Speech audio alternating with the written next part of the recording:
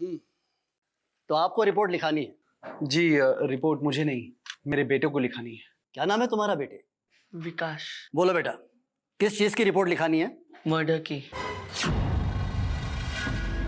अच्छा, तो मतलब तुम आई विटनेस हो। बताओ किसका मर्डर हुआ है? मेरा। क्या? विकास ठीक कर रहा है इंस्पेक्टर साहब, इसी का खून हुआ है। क्या मजाक है मिस्टर अविनाश? आपका बेटा सही सलामत मेरे सामने बैठा हुआ है और आप कह रहे हैं इसका खून हो चुका है? आप होश में तो हैं?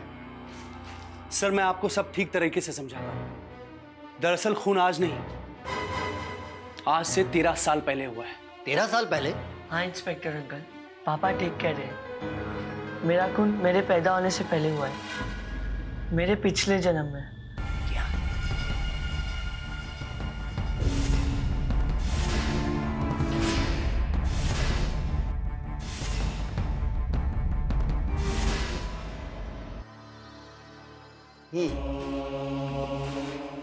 तुमने जो कुछ भी कहा है उसके एक एक शब्द पर यकीन करने को दिल तो करता है, लेकिन कानूनी तौर पर मैं आप लोगों की कोई मदद नहीं कर सकता, क्योंकि कानून की किताब में पुनर्जन्म जैसी कोई चीज नहीं है।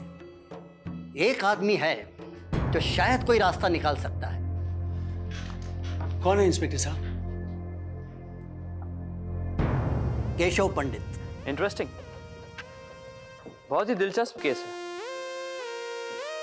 एक आदमी जिसका खून हुआ हो वो 13 साल बाद अपने ही खून की गवाही देना चाहता,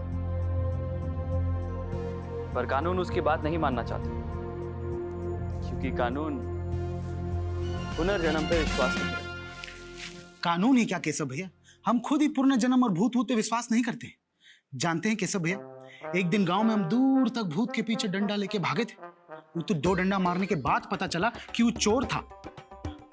ऐसे लोगों की बातों पे विश्वास करके कोई मतलब नहीं है केशव भैया। इन लोगों की बातों पर विश्वास ना करने का भी कोई मतलब नहीं। जरा सोचो, इतना छोटा सा बच्चा इतना बड़ा झूठ क्यों बोलेगा? किसी भी नतीजे पे पहुंचने से पहले हमें इस पूरे केस की ठीक से छानबीन करनी होगी। सायरा, तुम न्यूज़पेपर के ऑफिस जाओ और 13 साल पहले जितने भी रिकॉर्ड्स सब छान लो। सर, आपको भी एक काम करना है। अगर ये खून हुआ है तो ये केस कहीं ना किसी पुलिस स्टेशन में जरूर दर्ज हुआ होगा। आपको 13 साल पुरानी सारी फाइलें खुलवानी है। ठीक है। क्या नाम बताया बेटा आपने अपने पिछले जन्म का? राजेश रायजादा।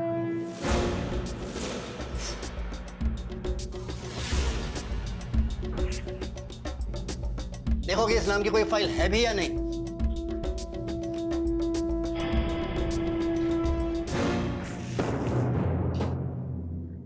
जनाब,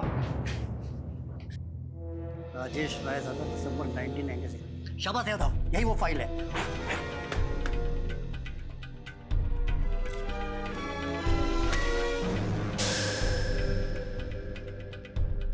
इसका मतलब वो बच्चा सच बोल रहा है।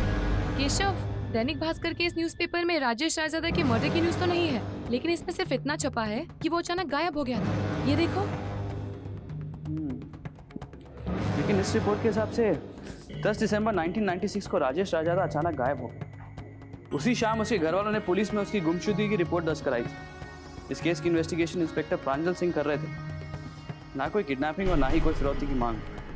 उन्हें शक हो गया था कि कहीं राजेश का खून तो नहीं हुआ, और जांच के दौरान उन्हें रायजादा हाउस की छत पर से खून के धब्बे मिले, जिसका ब्लड ग्रुप राजेश के ब्लड ग्रुप से निकला।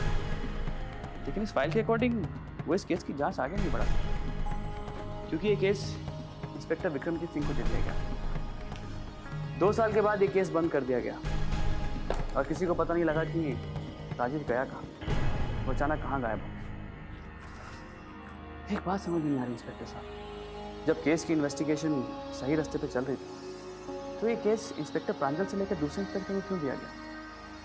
क्या बात हो सकती है? तो बात है, तुम्हारी आंखों में सच्चाई तो नजर आती है, लेकिन ये केस 13 साल पुराना है। सबूत और गवाह इकट्ठे करने बहुत मुश्किल है। इंस्पेक्टर साहब, एक काम कर सकते हैं? इंस्पेक्टर प्रांजल कहाँ है ये पता लगा सकते हैं? हाँ, क्यों नहीं? उनसे इस केस में बहुत मदद मिल सकती श्योर। है। खून के धब्बे रायजादा हाउस की छत से मिले थे। हालांकि 13 साल बाद सबूत मिलना बहुत मुश्किल है, लेकिन फिर भी एक बार तो हमें वहां जाना ही होगा।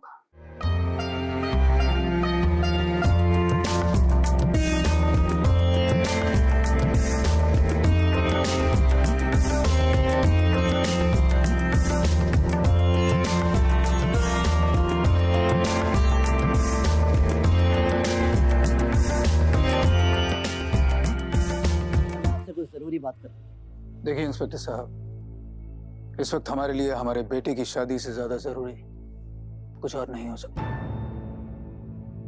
शादी के बाद आइए, आराम से बैठकर बात करें। सुनो, इंस्पेक्टर साहब को ठंडा पिलाकर भेज दो। हम भी आपके बेटे के बारे में ही बात करने आए, आपके खोए हुए बेटे।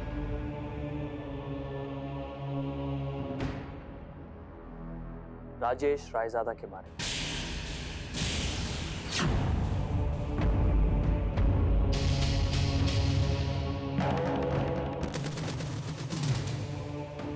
आइए अंदर चलकर बात करते हैं।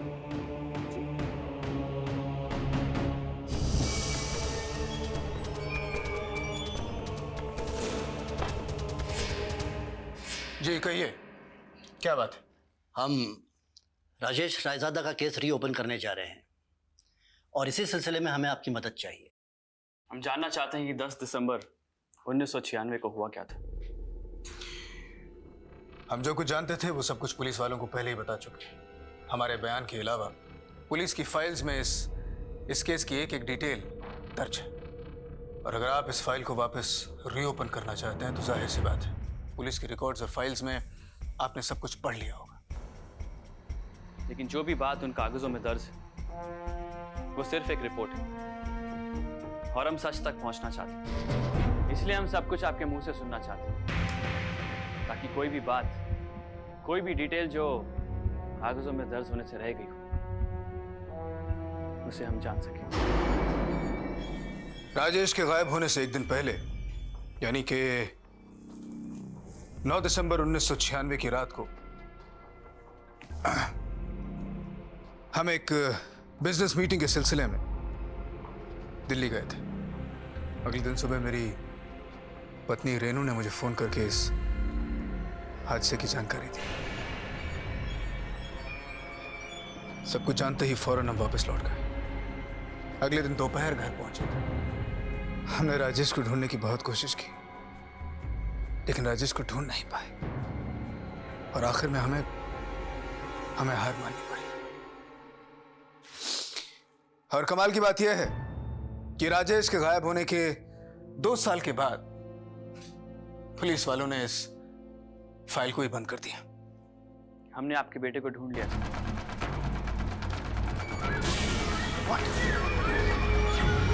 कहाँ है वो?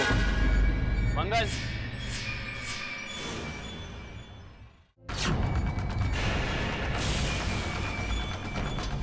ये है आपका बेटा राजेश रायजादा।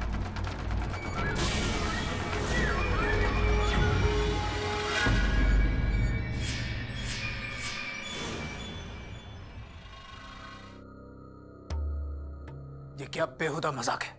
क्या बात कर रहे हैं आप? ये मजाक नहीं है सर, इसे आप कुदरत का करिश्मा कह सकते हैं। इस लड़के का कहना है कि इसका पुनर्जन्म 13 साल पहले उसका कत्ल हुआ था। क्या बकवास कर रहे हैं आप? जो मुंह में आ रहे बके जा रहे हैं आप। जीजा जी, हमें तो लगता है कि ये सब आपसे कुछ पैसा ऐंठने के लिए ड्रामा कर रहे हैं। आप इन सब की बातों में बिल्कुल मत आइएगा। हमसे चलने वालों की कमी नहीं है। किसी से हमारे बेटे की खुशी नहीं देखी गई तो भेज दिया इन नौटंकी वालों को। हम अभी आपसे कहते हैं यहाँ से निकल जाइए। चले जाएंगे, बिल्कुल चले जाएंगे, लेकिन क्या आप लोग नहीं जानना चाहते कि आपके बेटे का खून किसने किया था? वो अचानक कहाँ गायब हो गया? हाँ, हम जानना चाहते हैं कि हमारे बेटे का खून कैसे हुआ और वो कहाँ गायब हो गया। लेकिन इस बात की क्या गारंटी कि ये जो लड़का है ये सच कह रहा है? जिंदगी में किसी भी चीज की कोई गारंटी नहीं होती। अगर आप चाहें तो इस बच्चे से जो चाहे वो पूछ सकते हैं। उसके जवाबों से अगर आपको तसल्ली हो जाए, उसके बाद ही हम इस केस की तफ्तीश शुरू करें।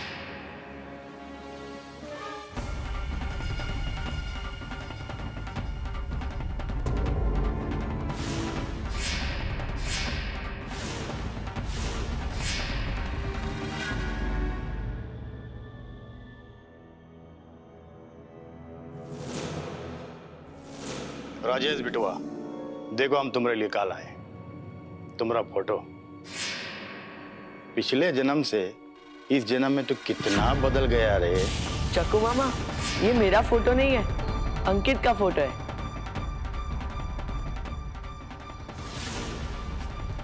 मेरे पास हमारे बचपन की फोटो है, देखो तो। ये मैं हूँ। अच्छा, ये बता मैं कौन हूँ? निशा मामी। आप और चक्रू मामा मेरी नई माँ के साथ इस घर में आए और हमेशा के लिए यही रुक गए। मैं जब भी खेलने जाता था, आप मुझे डांट के वापस बुला लेती थी। आप और चक्रू मामा बाबूजी को दिखाने के लिए हमेशा मुझे बहुत प्यार करते थे। और ये है अंकित, कहने को मेरा सौतेला भाई, लेकिन सगे से भी ज्यादा सगा। मेरी नई माँ अंकित को मुझसे हमेशा दूर रखती थी, लेकिन फिर भी हम रोज रात को छत पे चुपके चुपके मिलते थे। बाबूजी, आप मुझसे बहुत प्यार करते थे। आपने दूसरी शादी इसीलिए की ताकि मुझे इस घर में माँ की कमी बिल्कुल महसूस ना हो। लेकिन मेरी नई माँ अपने भाई और भाभी के साथ इस घर में आई और मेरी बजाय उनके साथ बिजी हो गई। उन्होंने मेरी तरफ तो कभी। अच्छा, ठीक है ठीक है। अब एक बात बता, इस हवेली में तेरा वाला कमरा कौन सा है?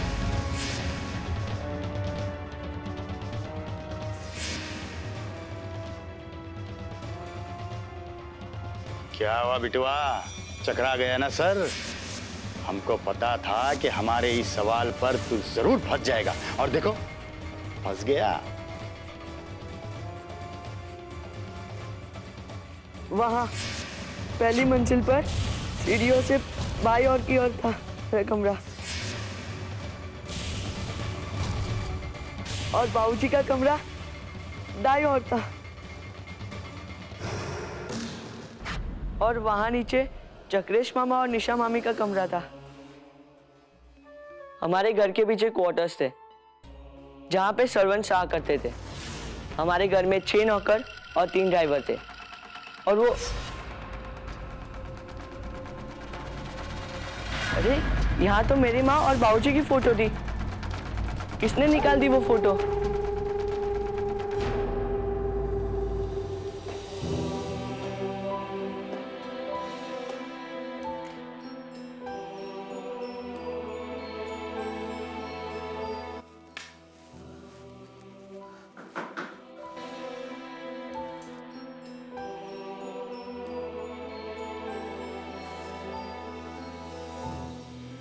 हम किसी से बात नहीं करना चाहते हैं। हमें कुछ समय के लिए अकेला छोड़ दिया जाए।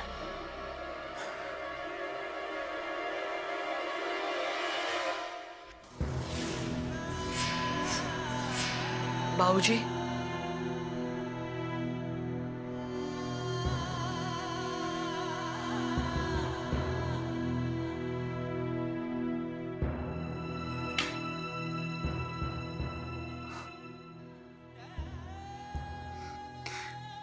तुम नहीं जानते बेटे कि इन सालों में हमने तुम्हें कितना मिस किया।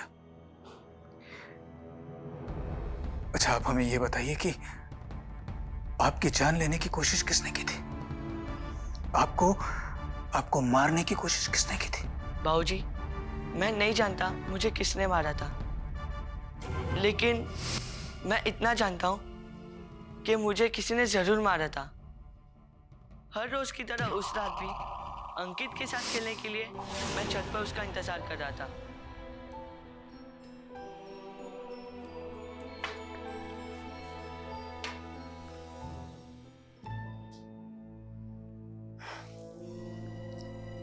मिस्टर रायजादा,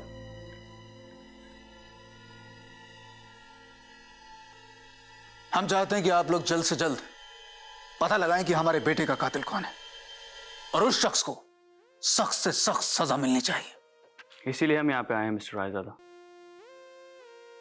हमें ये केस रीओपन करने के लिए इस फाइल पर आपके दस्तखत चाहिए मिस्टर रायजादा। क्यों? क्योंकि कानून हमें पुनर्जन्म के आधार पर केस रीओपन करने की परमिशन नहीं देगा। So please.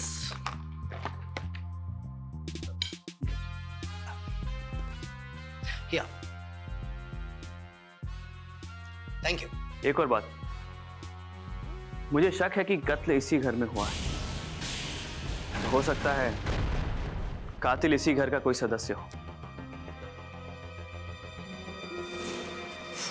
आप कहना चाहते हैं कि राजेश का कातिल हम में से कोई एक है? मतलब आप हम पर शक कर रहे हैं? शक करना हमारा पेशा है मैडम, और शक यकीन की पहली सीढ़ी होती है। अपने मंजिल को पाने के लिए हमें सीढ़ी का इस्तेमाल करना ही पड़ता है। अगर ऐसी बात है तो आप लोग हमारे इस घर में रहकर इस मसले को सुलझाइए। हमें किसी भी कीमत पर हमारे बेटे का कातिल चाहिए। अंकित, तुम ऐसे करो कि हमारा जो गेस्ट हाउस है उसे खुलवा दो। ये लोग वहीं पर आएंगे। और रही बात विकास की, अपने कमरे में रहेगा, राजेश के कमरे, बिल्कुल पहले की तरह, हमारी नजरों के सामने। नहीं सर, यह मुमकिन नहीं है, क्योंकि कातिल अभी तक पकड़ा नहीं गया है। जिस किसी ने भी राजेश का खून किया है वो विकास को मारने से पहले हिचकिचाएगा नहीं। जब तक कातिल पकड़ा नहीं जाता विकास हमारे साथ ही रहेगा, गेस्ट रूम में। राजेश बाबू, एक बात बताओ,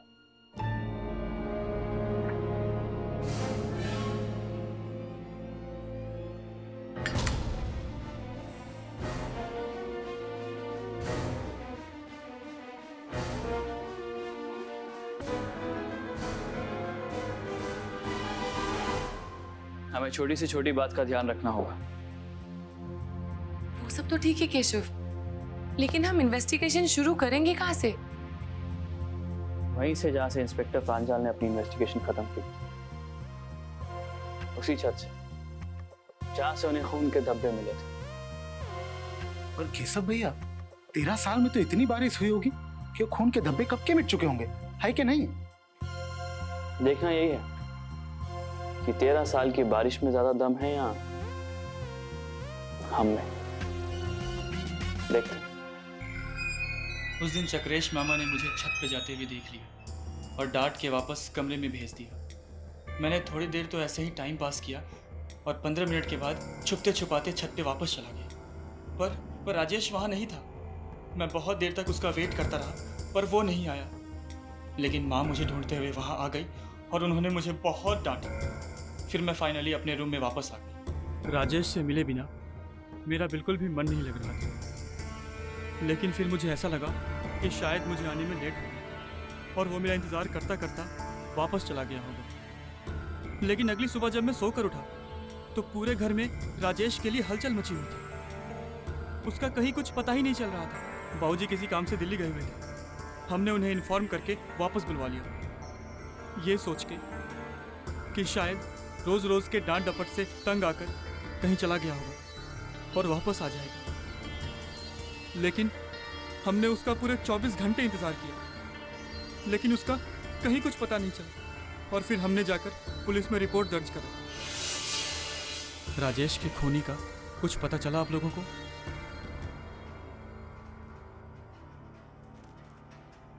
नहीं, अभी तक तो नहीं, लेकिन बहुत जल्द पता चल जाएगा। साहब कहाँ तैयार है? चलिए।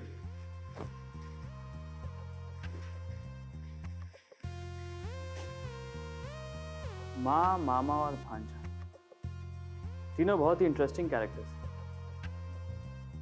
इन्हें बहुत ही फुर्सत में मिलना पड़ेगा। चलें? बस काफी। आज यहाँ जितना भी पकवान बना है ना, आपकी पसंद का बना है। कितनी अजीब बात है ना, सुजाता जिस कातिल को राजेश अपनी नजर से नहीं देख पाए, वो इस घर के लोगों की नजरों से जरूर दिख जाएगा। लेकिन ना ही इस घर के लोगों से कुछ पता चल पा रहा है और ना ही इस घर से। Excuse me.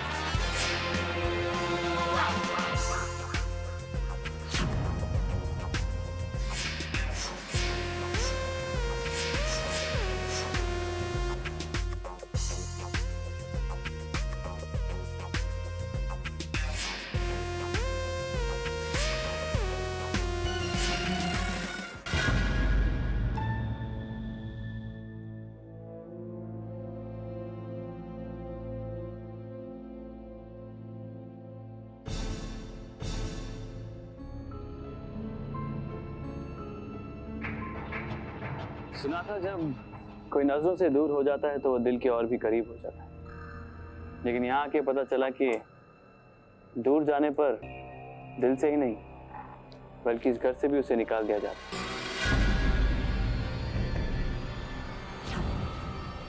इस घर में राजेश की एक भी तस्वीर नहीं और ना ही मिस्टर रायजादा की पहली पत्नी की। इनके जाने के बाद आप लोगों ने इन्हें बुला ही दिया। जाने वालों को कौन रोक सकता है, लेकिन उन्हें हर वक्त याद करके हम हमारा दुख बढ़ाना नहीं चाहते थे और इसलिए सारी तस्वीरें हटा दी गई। तस्वीरें तो आपने हटा दी, लेकिन होनी को कौन टाल सकता है।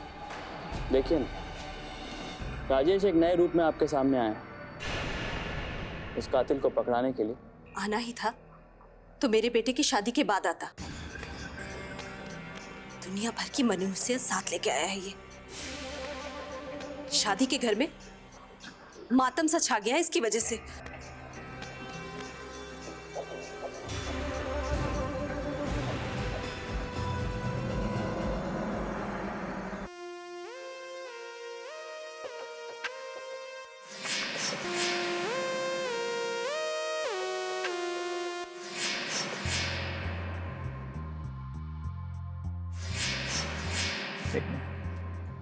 ये किसके लेके जा रहे?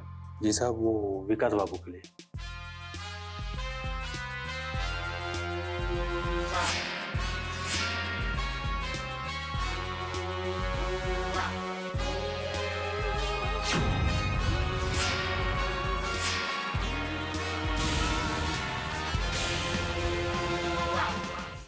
मुझे दूध का ग्लास यहाँ पे विकास के लिए आया था, वो कहाँ गया?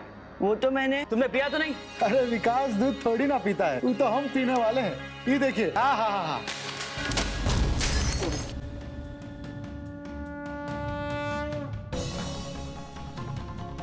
दूध में जहर था। अरे केशव भैया, आपने तो बाल बाल बचा लिए। हम तो शेर की जिंदगी जीना चाहते थे, चूहे की मौत मर जाते।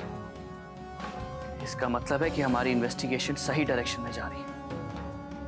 कोई तो है जो विकास और राजेश का खून करना चाहता है। कौन है? कौन है?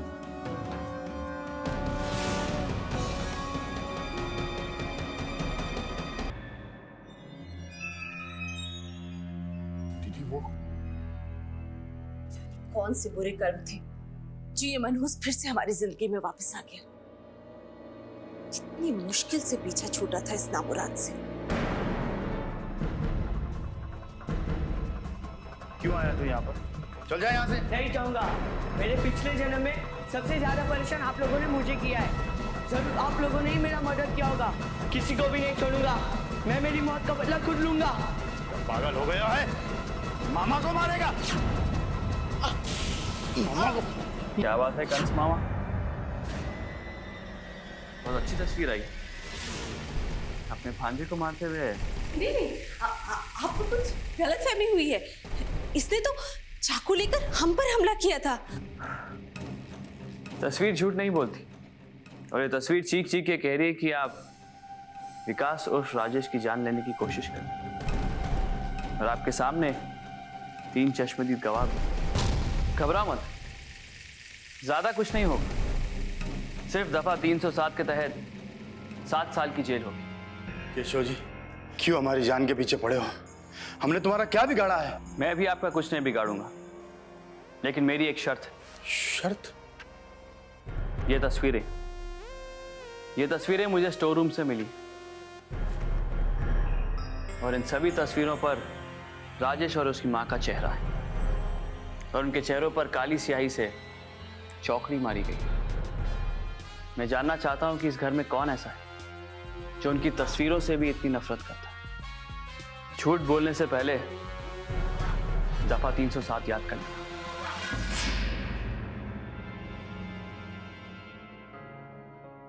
अविनाश जी, अगर आपको एतराज ना हो तो कुछ समय के लिए आपके बेटे को क्या मैं अपना राजेश मान लूं? मुझे कोई एतराज नहीं है। शुक्रिया।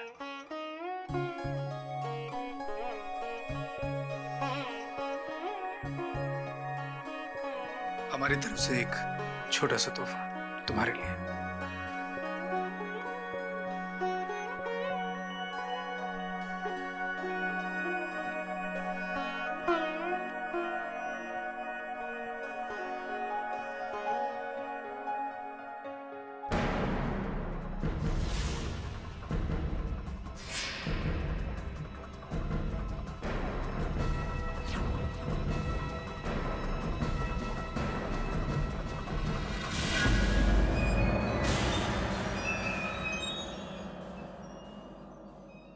डोंट वरी, मैं यहाँ सिर्फ इसलिए आई हूँ ताकि आप लोग कुछ गड़बड़ ना कर सको। बाद में मिलते हैं। बाय।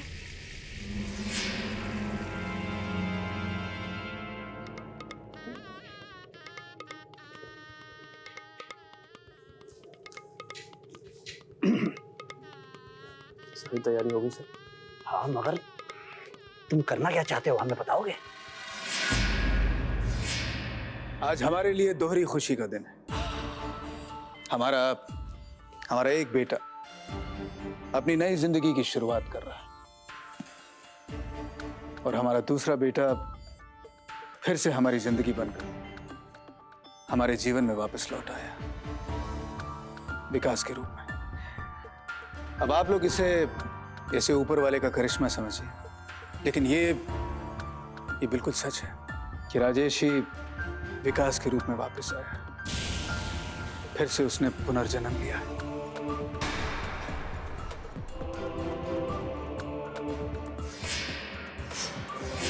चलिए सगाई की रस्म शुरू करते हैं। चलो।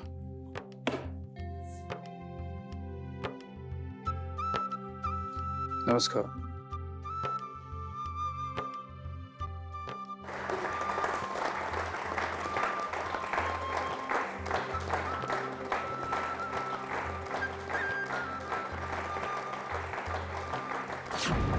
बहुत बहुत मुबारक। क्या हो, सब ठीक तो है? जी कुछ नहीं। क्या देख रहे हैं?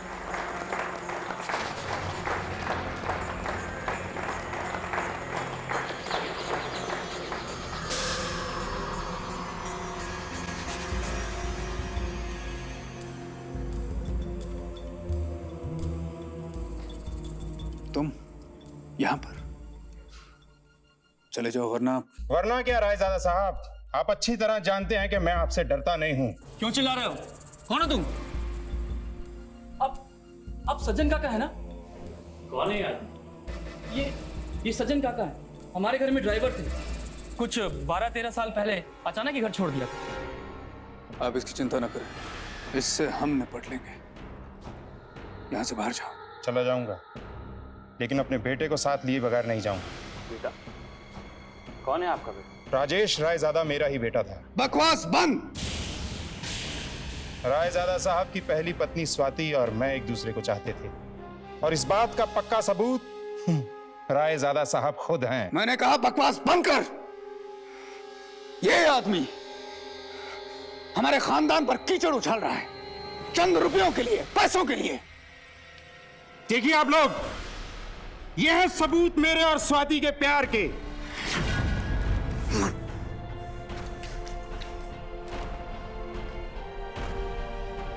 ये लड़का मेरा ही बेटा है। आज मैं इसे यहां से लेके जाऊंगा। हाँ चल बेटा। सज्जन! तू और तेरी धमकियां दोनों खोखले हैं। ये क्या रहा? चला गोली। अरे तू क्या गोली चलाएगा? गोली चलाना मर्दानगी का काम है। अगर तू मर्द होता ना तो तेरे बच्चे का बाप मैं नहीं, तू खुद होता। मुझे तो लगता है ये अंकित भी तेरा नहीं बल्कि किसी और का।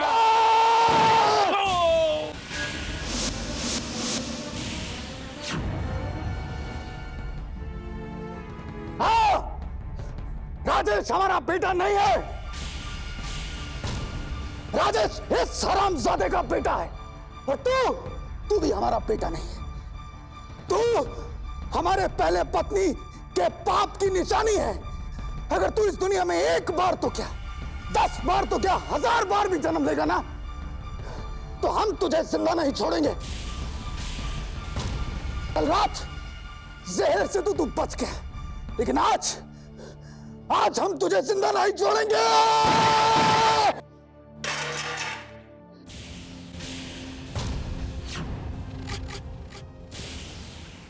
चौंकिए मत मिस्टर रायजादा।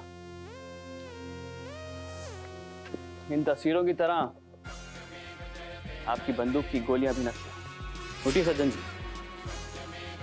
सच बात तो यह है कि राजेश आप ही का बेटा था, और आपकी पत्नी का सज्जन के साथ कोई लेना देना नहीं था।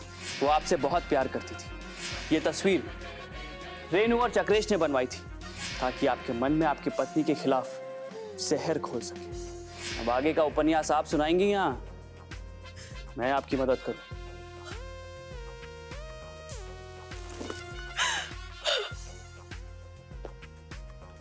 हमें माफ कर दीजिए।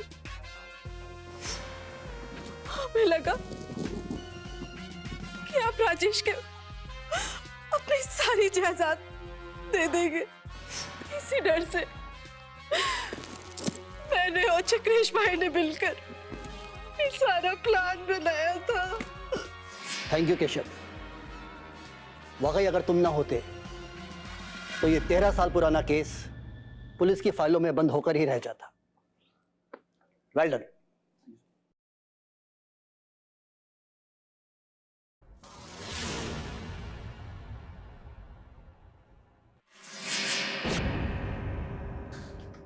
स्वाति और सज्जन की इन तस्वीरों को देखकर हमारा दिमाग काबू में नहीं रहा योर ऑनर।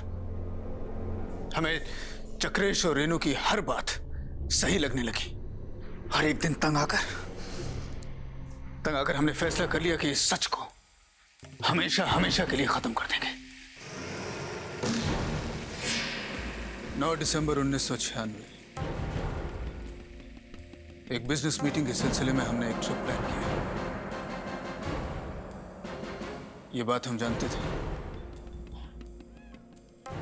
कि अंकित और राजेश हर रात छत पर मिलते हैं, और उस रात बैग लेकर हम घर से निकले और चुपके से छत पर चले गए।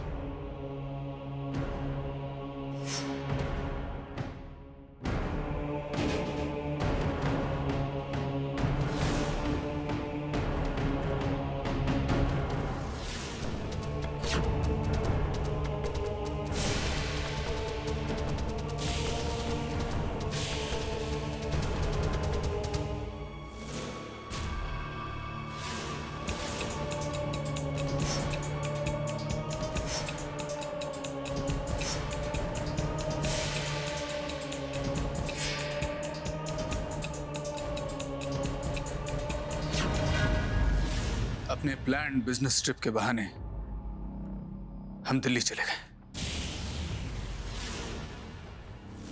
लेकिन ये हमारे हाथों आखिरी कत्ल नहीं था योर ऑनर। एक और कत्ल करना पड़ा था। ये केस इंस्पेक्टर प्रांजल को सौंपा गया था और इन्वेस्टिगेशन के दौरान उन्हें हमारे घर की छत पर खून के दाग मिले। खून तो हमने कर दिया था, लेकिन राजेश की असलियत और इस कत्ल की सच्चाई इंस्पेक्टर प्रांजल की नजरों से छिपाना दिन ब दिन मुश्किल होता जा रहा था, और इसलिए मैंने उससे भी छुटकारा पाने के लिए एक प्लान बनाया। कुछ अहम सबूत मिलने के बहाने मैंने उसे फर्नेस पर बुलाया और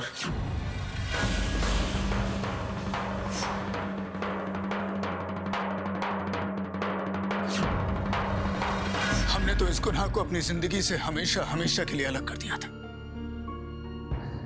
लेकिन वो कहते हैं ना कि इंसान अपने कर्मों से दूर भाग सकता है, लेकिन अपने भाग्य से नहीं दूर भाग सकता।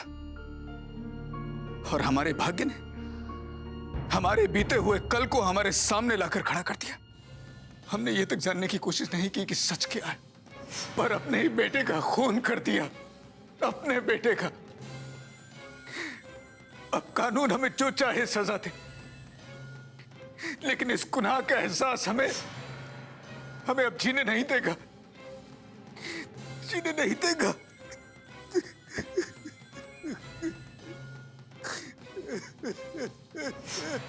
अदालत मुजरिम देवेश सिंह रायजादा को राजेश रायजादा और इंस्पेक्टर प्रांजल के कत्ल के जुर्म में उम्र कैद की सजा सुनाती है।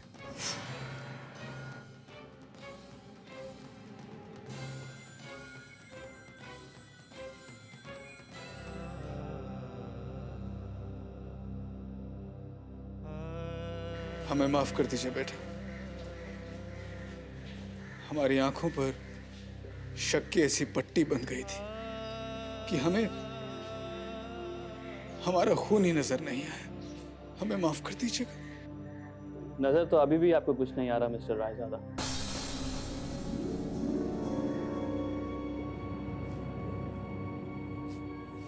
विकास आपका बेटा नहीं, विकास अविनाश का बेटा।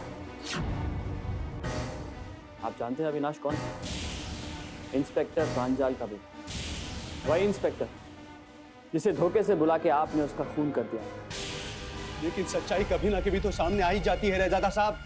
कुछ दिन पहले मुझे अपने पिताजी की डायरी उनकी अलमारी में मिली, जिसके आखिरी पन्ने पर 18 दिसंबर 1996 की डेट आखिरी लिखी हुई थी, और उसके नीचे लिखा हुआ था कि वो राजेश रैजादा के मिसिंग केस की इन्वेस्टिगेशन कर रहे हैं। उन्हें यह शक था कि ये एक हाई प्रोफाइल मर्डर केस है, जिसे जबरदस्ती एक मिसिंग केस बनाने की कोशिश की जा रही है। उन्हें यह भी लग रहा था कि इन्वेस्टिगेशन के साथ साथ उनकी जान को भी खतरा है। बस इस डायरी के पीछे का सच जानने की मैंने कोशिश की, तो मुझे समझ में आया कि इन्वेस्टिगेशन के दूसरे दिन के बाद, मतलब 19 दिसंबर 1996 में मेरे पिताजी अचानक लापता हो गए थे, और उसके बाद मैं मदद के लिए केशव पंडित के पास चला आया। यानी कि ये जो लड़का हमारे सामने खड़ा है, ये हमारा बेटा नहीं। इस बारे में सोचने के लिए आपको जेल में बहुत मौका मिला। फुर्सत ही फुर्सत होगी आपके पास। आराम से बैठ के सोचिए। मैं तुझे जिंदा नहीं छोड़ूंगा। हाथ के लिए मैं तेरी जान ले लूंगा। लेकिन केशव, और तो और तुमने मुझे भी अंधेरे में रखा। होता है सर, कभी कभी सच से अंधेरा उठाने के लिए हमें उसके इर्द गिर्द भी अंधेरा फैलाना ही पड़ता। लेकिन केशव, विकास को रायजादा फैमिली के सीक्रेट्स पता कैसे चले? बारों के कान होते हैं और नौकों की जुबान होती है, बस उन्हें खुलवाना आना चाहिए। अरे केशव भैया, हम तो पहले ही बोले थे कि पुण्य जन्म मुन्ने जन्म कुछ नहीं होता। इंसान को उसका अच्छा और बुरा इसी दुनिया में भुगतना पड़ता है। वो रायजादा साहब की तरह। हाँ, लेकिन कभी कभी इंसान को अपना अधूरा मकसद पूरा करने के लिए एक ही जन्म में दूसरा जन्म लेना। दूसरा जन्म? अधूरा मकसद? मैं कुछ समझा नहीं। कहानी थोड़ी फिल्मी है सर, सही वक्त आने पर अपने आप बता दूंगा।